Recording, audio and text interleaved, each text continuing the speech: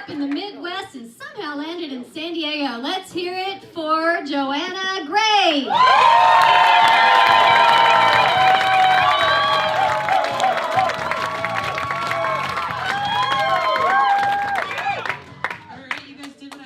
Thank you.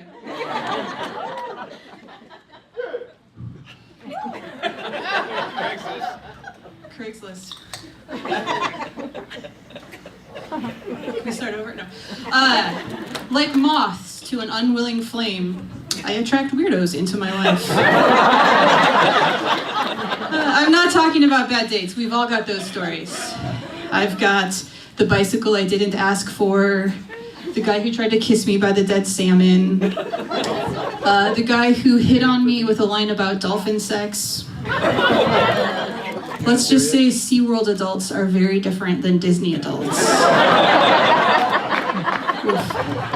Those, however, are normal weirdos. Multiple times in my life, separated by decades and thousands of miles, I have found myself surrounded by people preparing for the end of the world. What is it about me?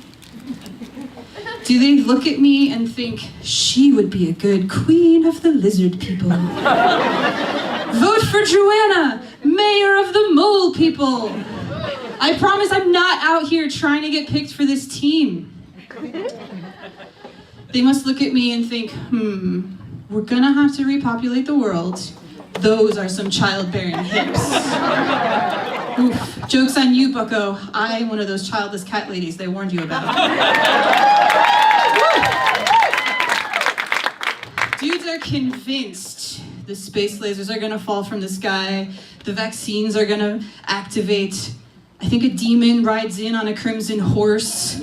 I don't really know how it works because I do not listen while they talk. But my man, Prepper Pete, he's not just gonna survive the end of the world, he's going to thrive there. 'Cause he's not thriving here. Oof.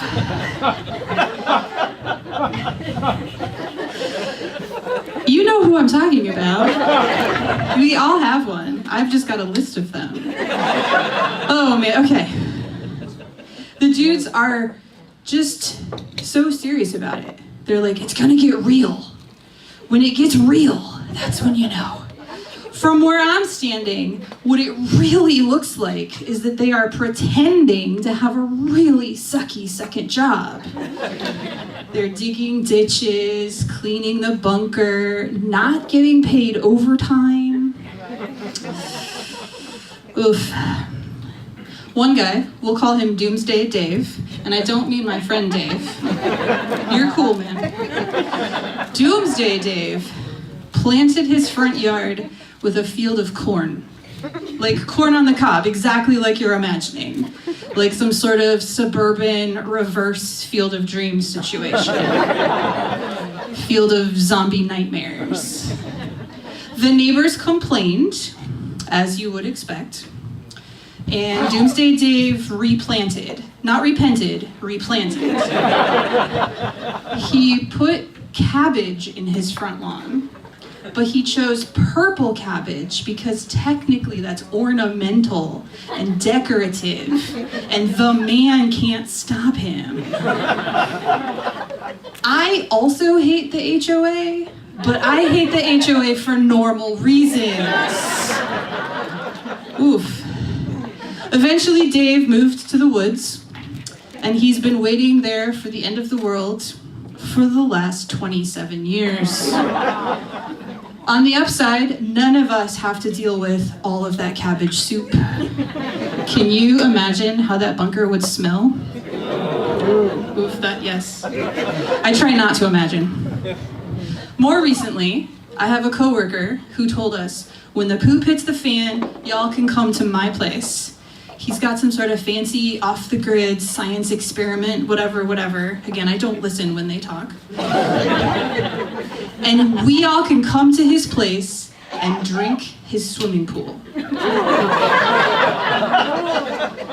My dude, I have seen how you do not do the dishes at the office, why would I trust you to clean something your kid pees into?